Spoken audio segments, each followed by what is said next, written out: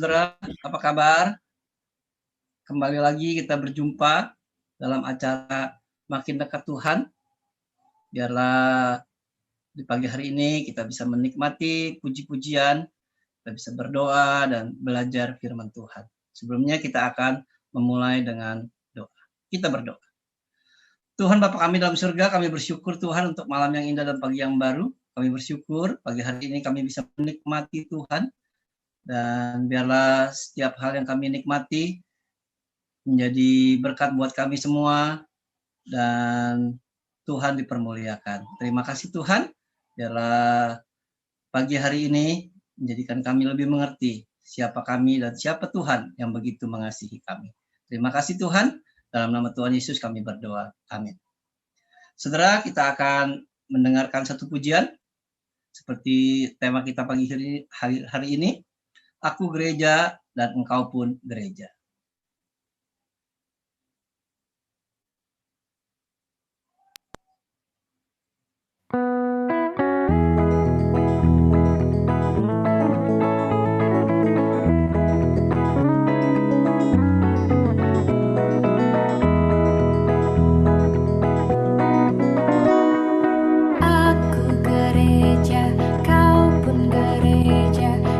Sama-sama gereja dan pengikut Yesus di seluruh dunia.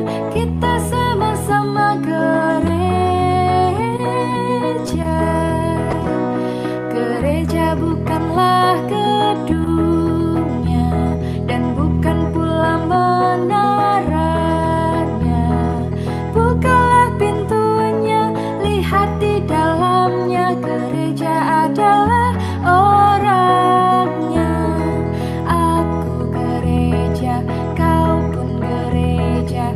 Kita sama-sama gereja dan pengikut Yesus di seluruh dunia. Kita sama-sama gereja.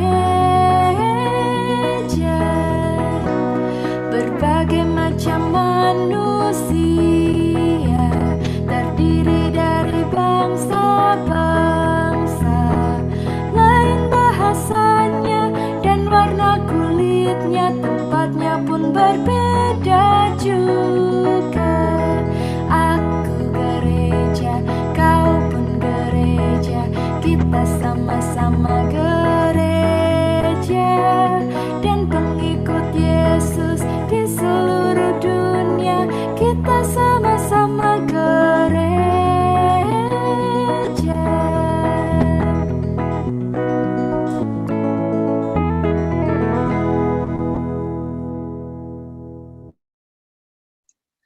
Ya saudara, pujian ini mengatakan bahwa gereja bukanlah gedungnya, tapi orangnya. Siapakah orangnya? Itulah saudara dan saya. Kita adalah gereja.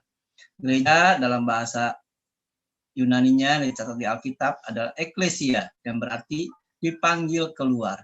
Ya, kita adalah anak-anak orang-orang di dunia ini yang menjadi anak-anak Tuhan yang dipanggil keluar untuk melayani Tuhan, untuk memuliakan Tuhan dan menjadi saksi Tuhan di dunia ini. Saudara, kita akan belajar firman Tuhan dengan tema Aku Gereja yang diambil dari 1 Korintus 12 ayat 18 sampai 27.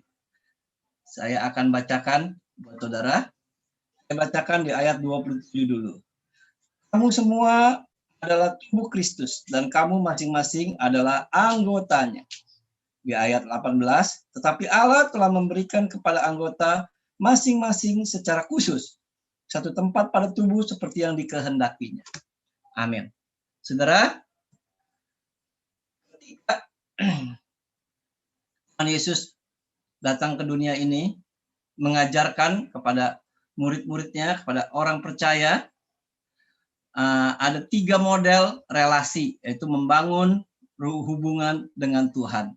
Ya, yang pertama adalah relasi pribadi, hubungan pribadi kepada Tuhan, relasi keluarga, di dalam keluarga kita berinteraksi juga berelasi kepada Tuhan, dan relasi komunitas yaitu gereja.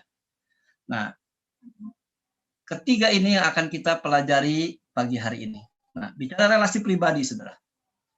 Ya, Tuhan Yesus begitu sering mengajarkan bahwa kita sebagai pengikut Kristus, sebagai murid Tuhan, seharusnya memiliki hubungan hari lepas hari dengan Tuhan. Dan di dalam Matius 14 ayat 23 dikatakan, dan setelah orang banyak itu disuruhnya pulang, Yesus naik ke atas bukit untuk berdoa seorang diri. Ketika hari sudah malam, ia sendirian di situ. Ini bicara berdoa, saudara ya. Membuat suatu relasi hubungan pribadi dengan Allah. Nah, di sini dikatakan malam, saudara. Dan di bagian Alkitab lain mencatat, di Injil lain mencatat, bahwa ketika hari masih gelap, Tuhan Yesus pergi ke satu tempat untuk berdoa. Jadi berdoa bisa pagi, siang, sore, malam. Senyamannya saudara dan saya untuk berdoa. Ya. Jadi bicara waktu kapan aja. Dan kalau saya, saudara, bicara waktu setiap hari. Bahkan setiap saya melangkah, itu adalah doa saya.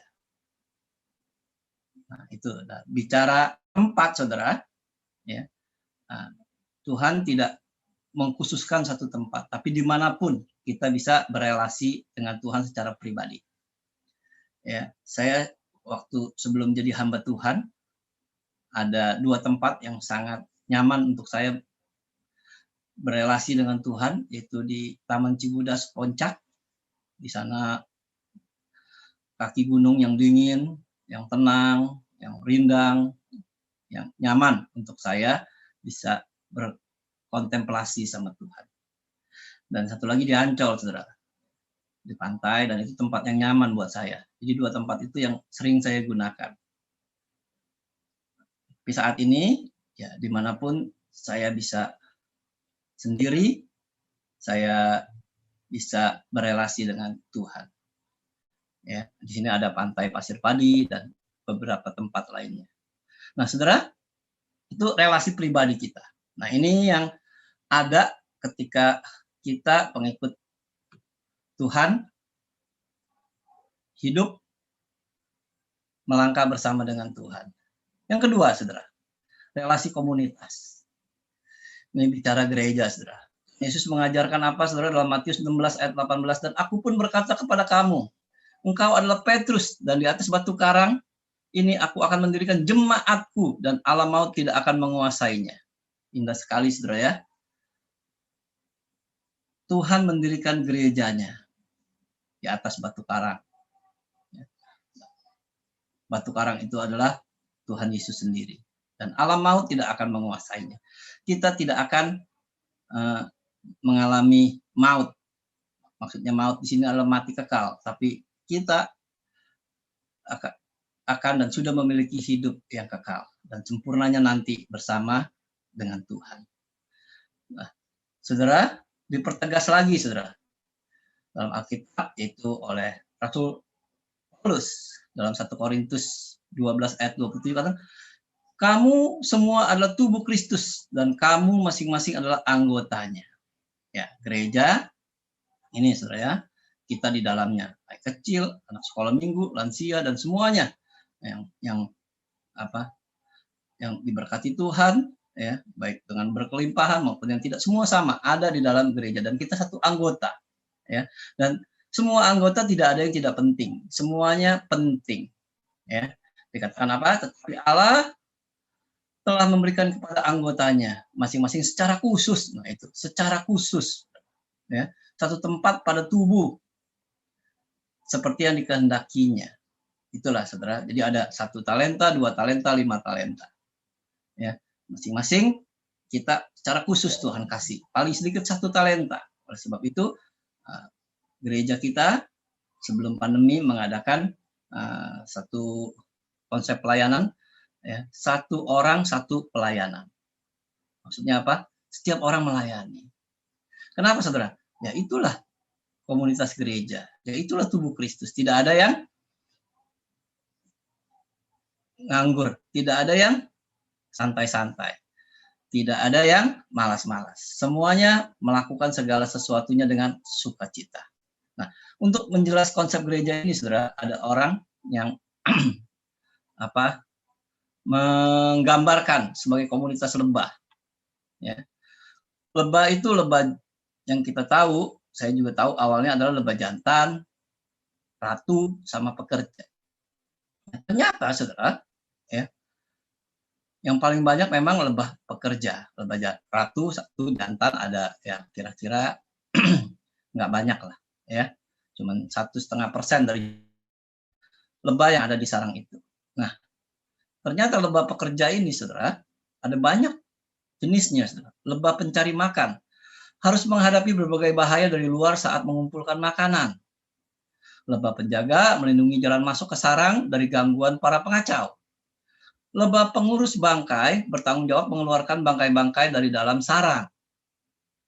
Ya, kalau sekarang nih bicara orang-orang di Indonesia, yaitu tim pemakaman di Rorotan sana, saudara ya, yang pagi siang malam bekerja untuk menguburkan jenazah-jenazah korban COVID-19. Nah, lebah pengumpul air membawa masuk embun untuk mengatur kelembapan.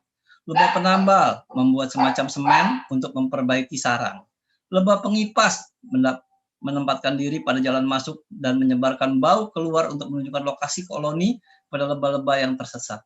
Lebah pengintai menjaga sarang agar tetap waspada terhadap berbagai ancaman dan bahaya dari luar. Inilah, saudara, komunitas lebah. Ya, semuanya bekerja sesuai dengan peran mereka masing-masing. Ya, yang namanya lebah penjaga, ya itu kerjanya nggak ngapa-ngapain, saudara ya.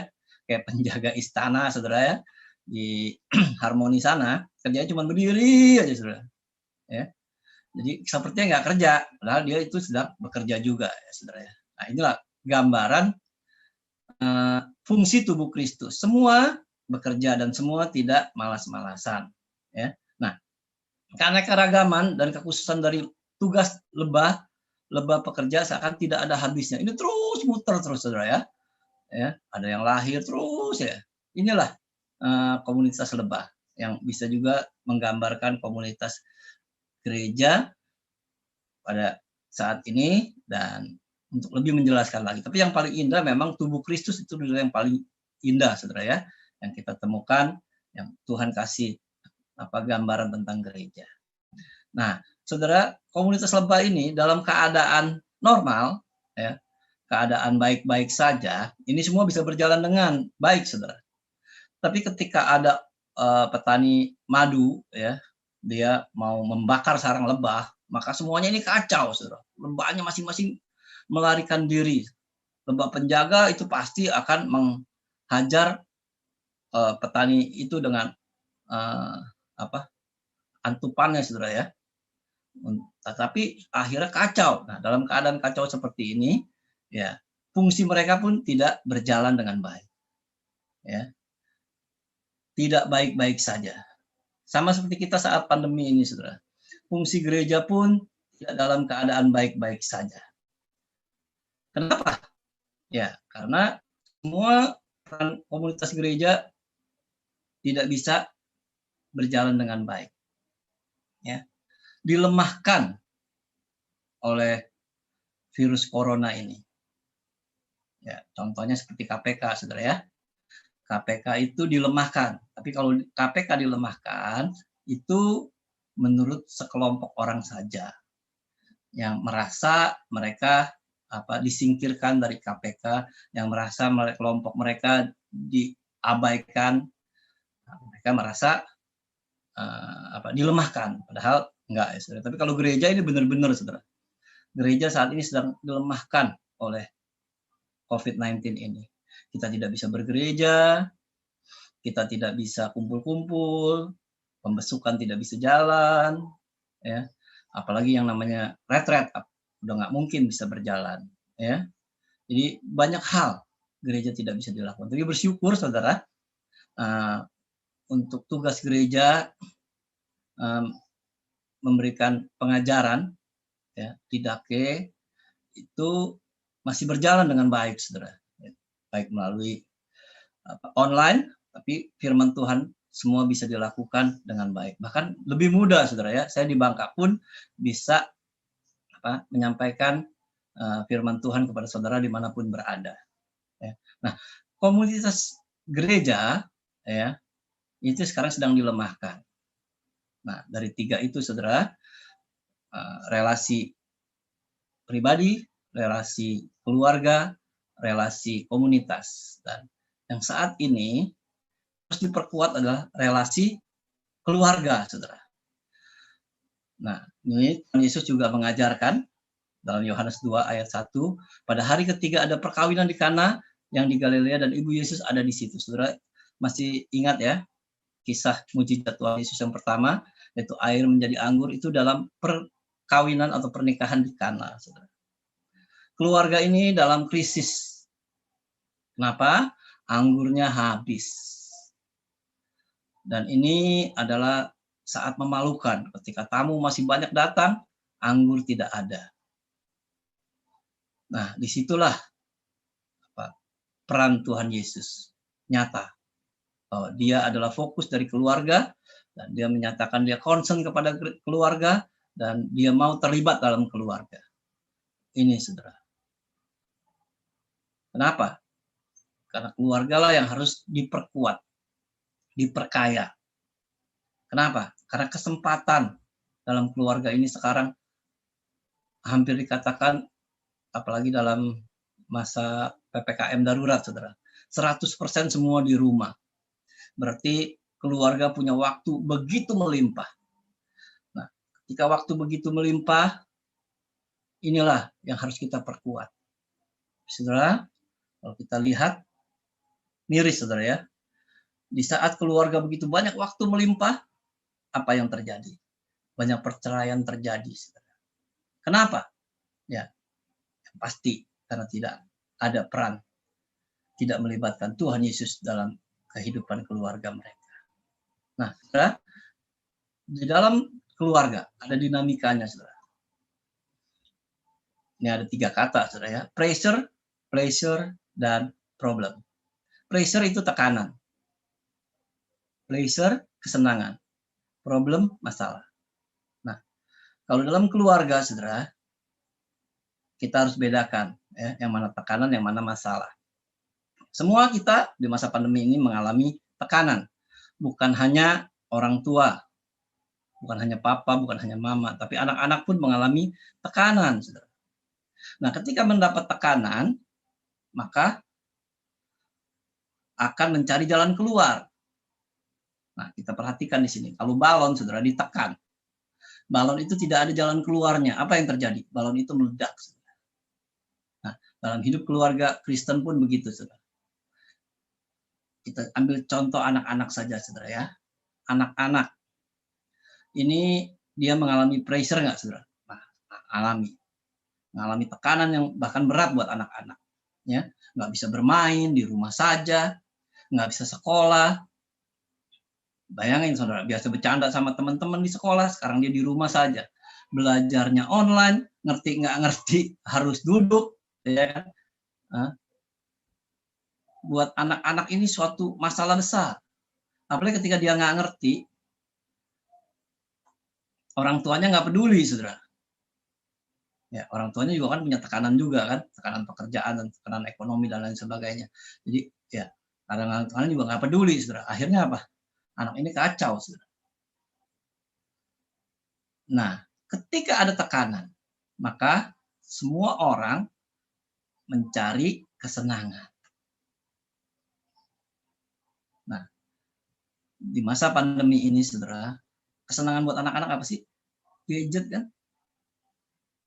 Handphone. Tanpa handphone, ya susah hidup mereka. Tapi handphone pun jadi masalah. Kalau sampai kecanduan, itu jadi masalah. Bukan kesenangan lagi. Nah, kemarin, saudara, saya mengirimkan hadiah untuk anak-anak les online yang rajin, saudara. Saya kirimin dari rumah ke rumah. Tentunya dengan protokol kesehatan. Nah, ketika kami datang ke rumah anak-anak ini, saudara, ada rumahnya pintunya terbuka, tapi nggak ada orangnya kelihatan.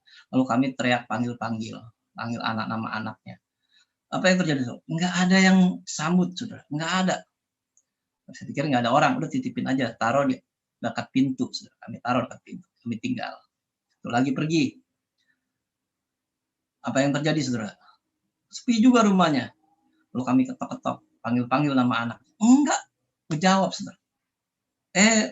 Udah berapa menit ya, makin lama makin keras suara kami, dan mamanya keluar dari belakang. Wah, maaf, saya lagi cuci piring katanya. Apa yang terjadi, saudara? Anaknya itu di depan kursi itu dia lagi main handphone, main game, saudara. Dan mamanya lihat, kamu main game nggak dengar suara? Enggak, mah. Waduh, kalau udah begini udah repot, saudara ya. Main game, ada orang datang ketok-ketok, teriak-teriak, dia kagak mau dengar, saudara. Ya, saya bilang sama istri, wah ini anak ini udah mulai bahaya. Les bahasa Inggrisnya rajin, tapi ketika mereka tidak les, tidak sekolah, libur, mereka main game sampai lupa ada orang datang. Dan yang satu lagi, saudara, setelah saya sampai rumah, dia bilang apa, saudara? Mister, tadi Mister antar hadiah ke rumah saya ya? Iya, saya taruh di depan pintu. Iya, maaf Mister, saya tadi ada di dalam, lagi main TikTok. Saya nggak dengar Mister datang. Saya bilang cilaka, main TikTok sampai nggak dengar ada orang datang. Ya, kalau rumahnya kebakaran bagaimana, saudara? Ya, ini bukannya nyumpain, saudara ya. Jadi ini udah mulai titik-titik bahaya kalau sampai kesenangan itu menjadi kecanduan.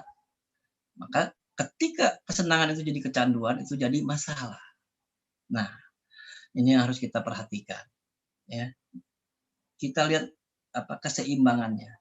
Anak-anak mengalami tekanan. Dia butuh kesenangan. Tapi kita juga harus batasi. Di sini kuncinya, supaya nggak jadi masalah. Kita pun kalau orang tua, orang dewasa pun sama. Kita mengalami masalah, kita mengalami tekanan, lalu kita cari kesenangan, bukan? Kesenangannya salah. Apa yang terjadi?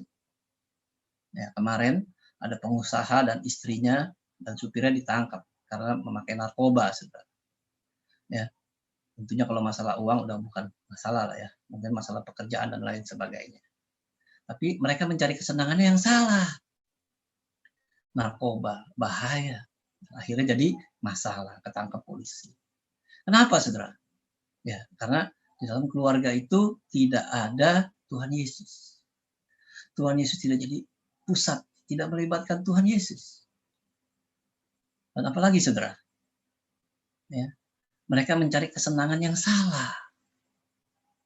Kesenangan yang menjadi masalah akhir. Harusnya mencari kesenangan ya yang memang adalah kebutuhan untuk menyalurkan tekanan-tekanan itu tidak menjadi masalah. Nah, saudara, kita akan belajar dari keluarga di Alkitab, saudara, yaitu keluarga Nuh. Kejadian 6 ayat 8 sampai 9. Tetapi Nuh mendapat kasih karunia di mata Tuhan. Inilah riwayat Nuh. Nuh adalah seorang yang benar dan tidak bercela di antara orang-orang sejamannya. Dan Nuh itu hidup bergaul dengan Allah. Ingat, saudara ya, peristiwa air bah ya. Nah, kalau saya jadi Nuh, saudara, dan istri dan anak saya itu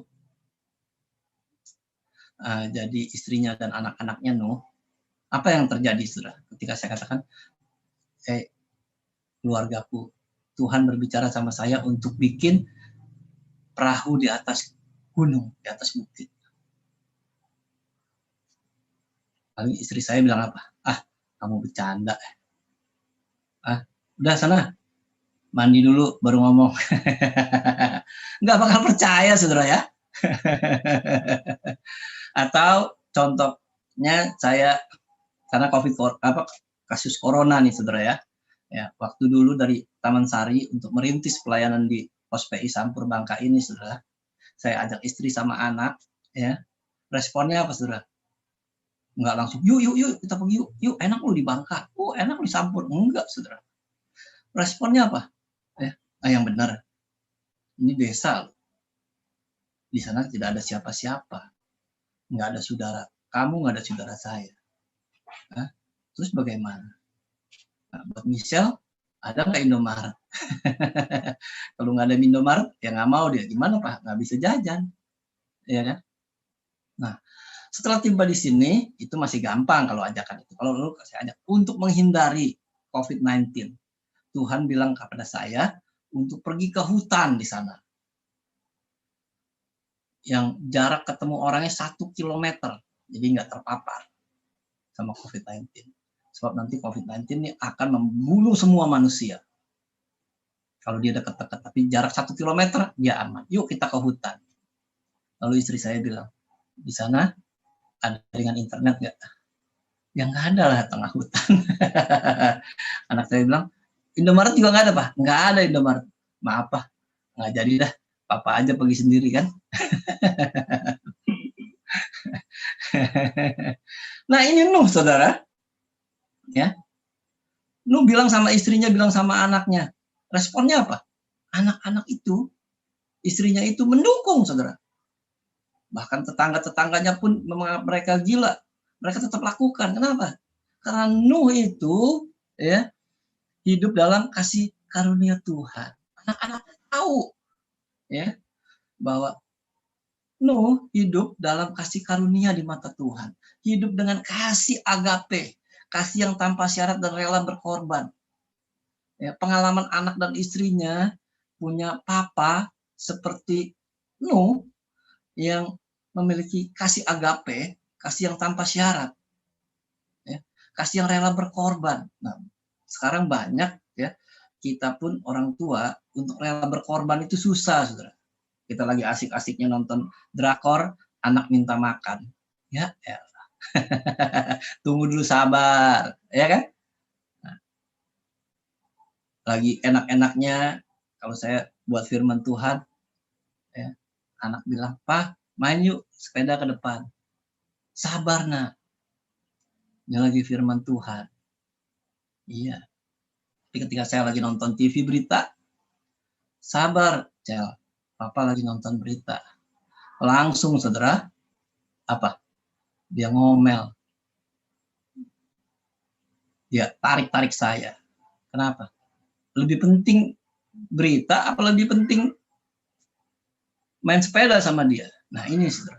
Ya, keluarga Kristen harus ada rela berkorban sebagai papa dan sebagai mama. Sebagai anak pun tetap punya rela berkorban. Ya, yang tanpa syarat. Ya. Nggak pakai, kalau saya sayang sama dia, dia harus sayang, saya juga akan sayang sama dia. Enggak, saudara. Tanpa syarat. Ya dia begitu ya, senyum-senyum aja. Nah, yang kedua, keluarga Kristen itu bergaul dengan Allah. Ya, kita hidup bergaul dengan Allah. Saat teduhnya jalan lancar. Sehingga kita punya hubungan baik dengan Tuhan, maka kita pasti akan punya hubungan baik dengan keluarga kita. Nah, yang ketiga adalah loving God, loving people. Mengasihi Tuhan sama seperti mengasihi orang lain, sama seperti mengasihi diri kita sendiri. Nah ini yang susah, semuanya equal, sama. Ya. Kalau kita pun nggak sabar, kita jangan minta anak kita untuk sabar, karena kita pun nggak sabar. Tapi kalau kita sabar, ya, anak kita bilang sabar, ya, dia juga akan ngerti, oh papanya memang orangnya sabar. Ya, jadi kasih kita itu equal, sama. Jangan apa istilah itu orang Bogor, tekor kesohor. Maksudnya apa? Biarpun apa rugi tapi terkenal, bukan. Tapi sama kita mengasihi. Bukan seperti Robin Hood. Ya. Kita mencuri, ya. Koruptor kan begitu tuh, sebagian seperti Robin Hood, mencuri dibagi-bagikan kepada orang lain. Tetap salah. Itu enggak loving God, loving people. Jadi 3 hal ini, saudara, sebagai keluarga Kristen, kita hidup dalam kasih karunia Allah, melakukan kasih agape, bergaul dengan Allah saat teduh kita jalan, dan mengasihi Tuhan dengan mengasihi sesama dan diri kita sendiri. Amin. Saudara, yang terakhir kita akan naikkan satu pujian di setiap janjiku. Biarlah pujian ini menjadi janji kita dalam melangkah di saat pandemi ini bersama dengan Tuhan. Karena kita hidup dalam anugerah Tuhan, dalam kasih karunia-Nya, kita mau terus berharap kepada Tuhan, terus melangkah dengan iman kepada Tuhan, dan berkemenangan bersama dengan Tuhan. Membawa orang-orang bisa percaya kepada Tuhan. Kita nyanyikan pujian ini. Minta dengan kasih Theo untuk memutar pujian ini dan kita nyanyikan bersama-sama.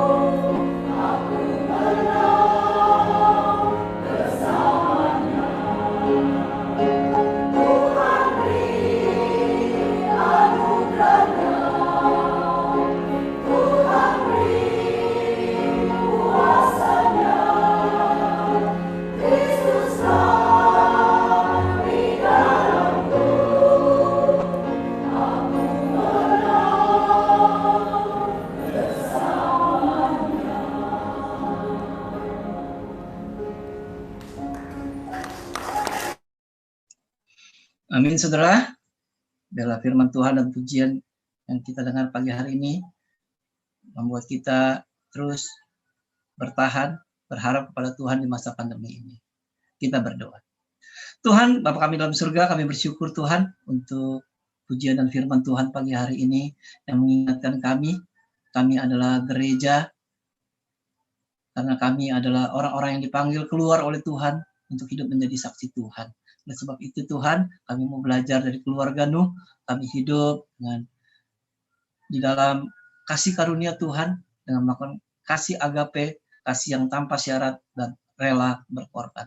Yang kedua Tuhan, kami rindu baik dalam secara pribadi maupun keluarga maupun gereja, kami rindu untuk bergaul bersama dengan Tuhan, kami setia berdoa baik secara pribadi, secara keluarga maupun secara gereja bersama-sama untuk supaya kami hidup menang bersama dengan Tuhan.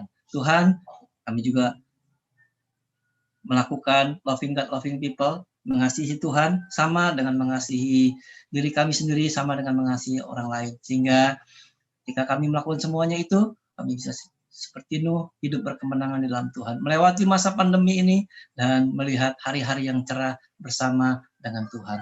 Terima kasih Tuhan, kami bersyukur dalam nama Tuhan Yesus. Amin. Ya, Selamat pagi saudara, terima kasih, Tuhan Yesus memberkati. Sampai berjumpa di makin dekat Tuhan yang akan datang.